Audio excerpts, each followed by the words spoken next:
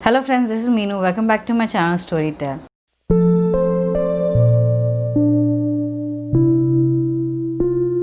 So I'm back with the second installment of the Shiva trilogy, The Secret of Nagas.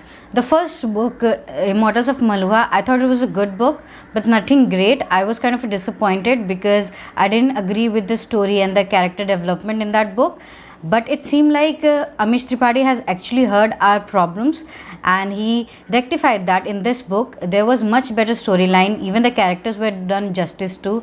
I really enjoyed this book much more than I did the first book. It was much better paced, it was exciting, and even the action scenes were much better in this one.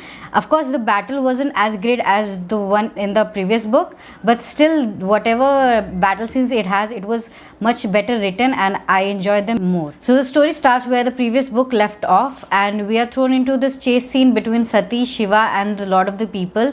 That particular scene pumps you up for the entire story because it is very fast paced and it is action packed. So I really enjoyed that.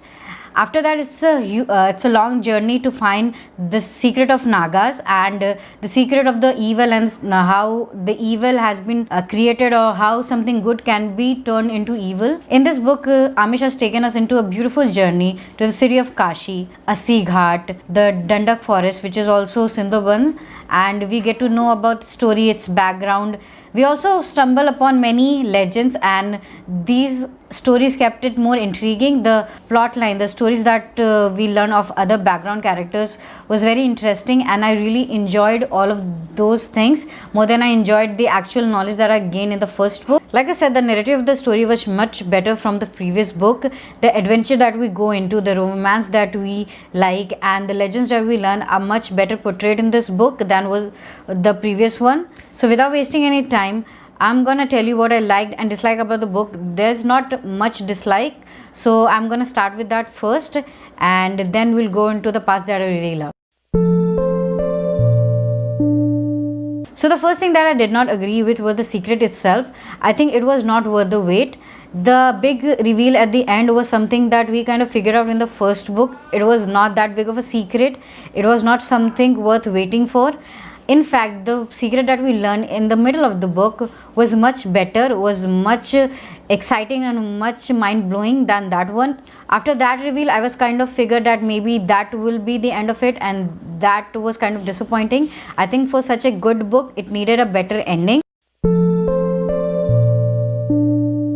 So the second thing that I didn't like was that there were so many loose ends. There were so many questions that were left unanswered. There was this nasty ritual performed by the Bhranga people where they feed blood of the peacock to their newborn child so that they can protect them against the plague that has been haunting their land for a very long time.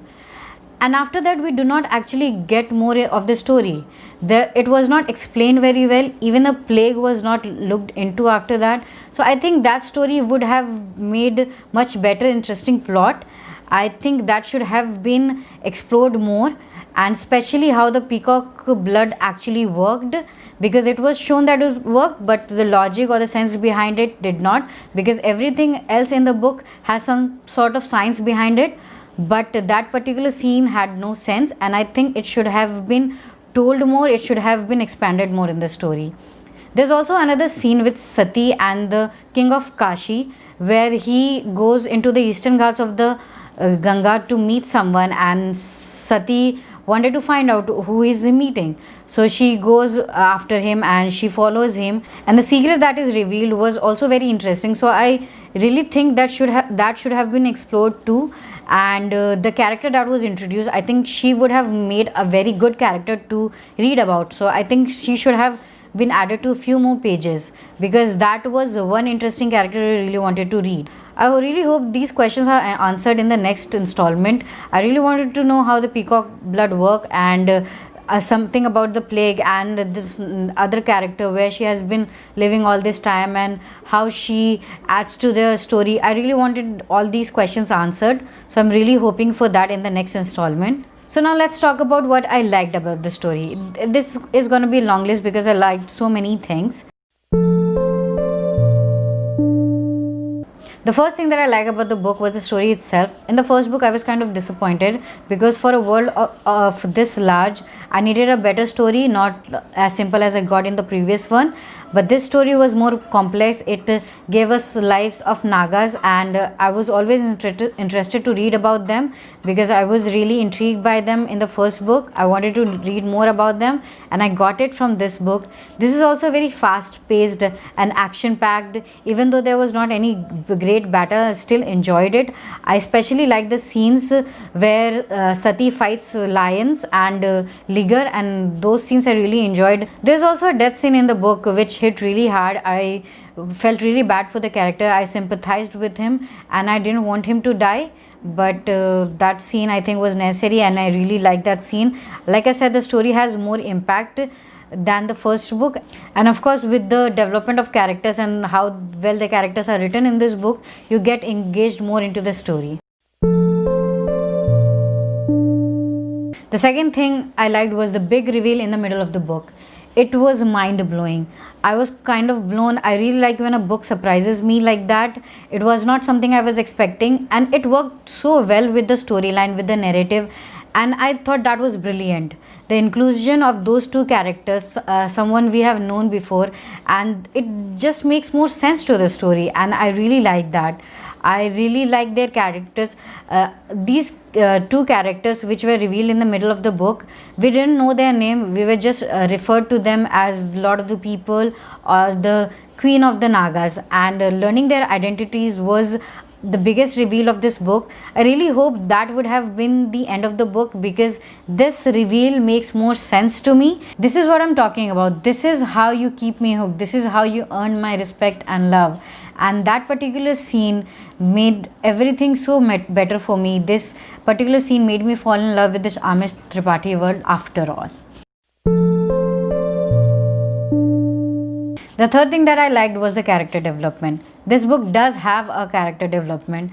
The previous one didn't have any, and this one does. The characters here are more complex. They are not 2D like the one in the first book. Even the Sati character, I didn't like her in the first book. I thought she was a forced warrior. But in this book, when she gets separated from Shiva, I think that is when she really shines. In the first half of the book, like 50%, she was barely there. She just existed for, I don't know, background, I guess.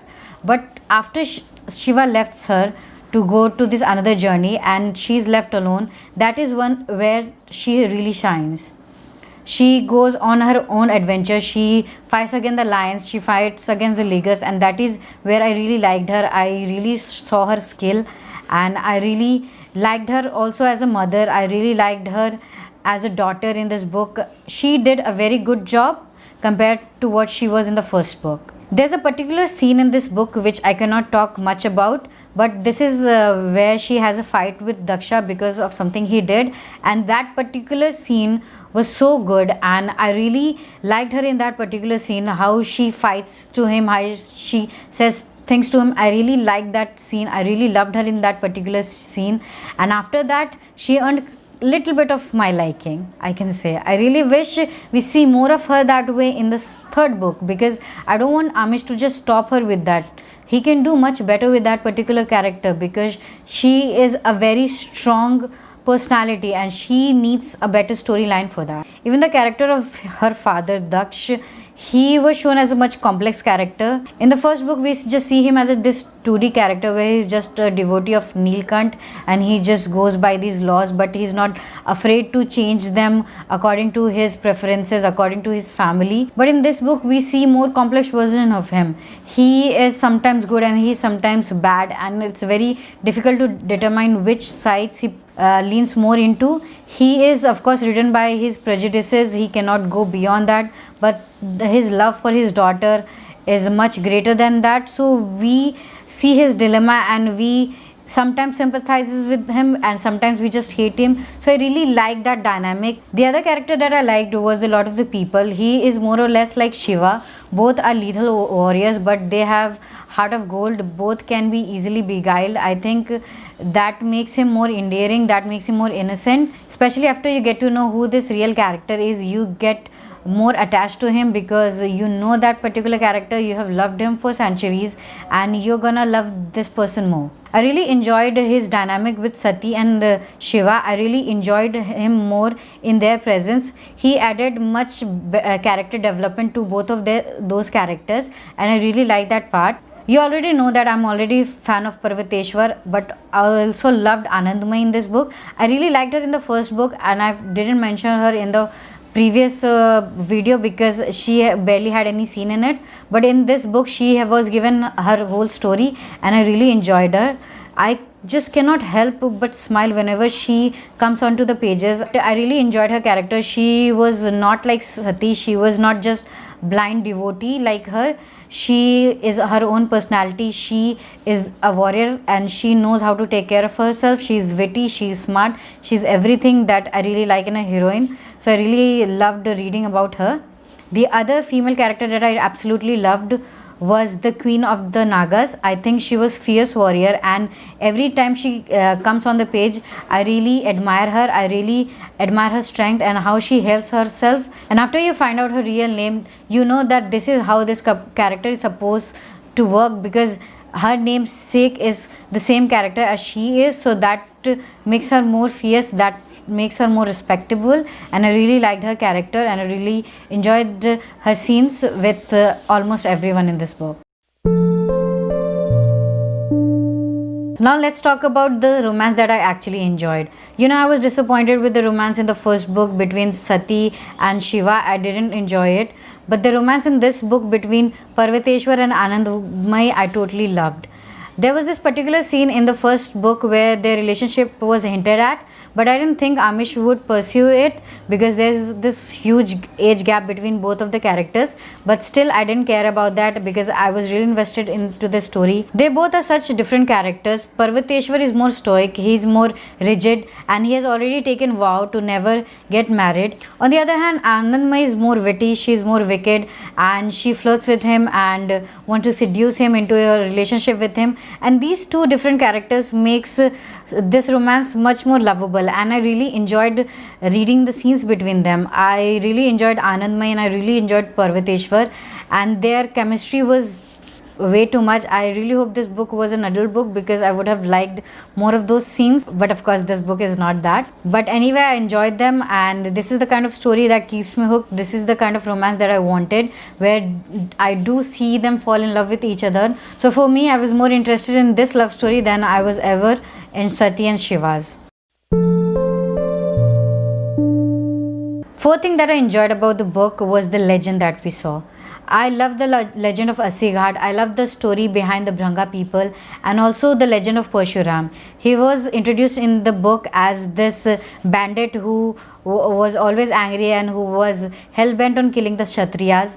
But the reason and the past history was explored so good that I really enjoyed those parts. I also liked the legend behind the city of Kashi and how it became one of the most peaceful city in the world, and why people are willing to die there. The legend of Nagas and the legend of Sundarbans were also explored very well. If only Amish has explored more of the Bhranga people history and their rituals and the plague, then this would have completed the whole story in altogether. There's a part of me which wants to give this book 5 out of 5 stars, but of course this was not perfect. There was still a little bit of faults here and there, so I'm gonna give it 4.5 stars, which is more than what I gave the previous book, because this book is of course better than the first book. It has also made me hopeful for the next installment because I want to read more of the legends that we saw in this book, and I want to read more about Kartik. I want to know about his adventures too. I want to read more about the Lord of the People and his dynamic with Shiva, because they both have still some issues to sort out, and I wanted to read more about Daksha and his enigma with evil and good. I also want to read more about Somaras, its properties, and what the evil actually is. That is what we are trying to find in the series, and I want to read more about that. Oath of Vayupitra is the final book in the series, and I am hoping greater things from it because, like I've seen, Amish has done better with the second book. So I am really hoping much bigger and larger things from the third book. I want a grand finale. So I'm really looking forward to that particular book. Until then, do wait for my next and last installment of this particular series. And in the meanwhile, do not forget to tell me what you thought of the book in the comments down below. And also do not forget to like, comment and subscribe. Till then, see you.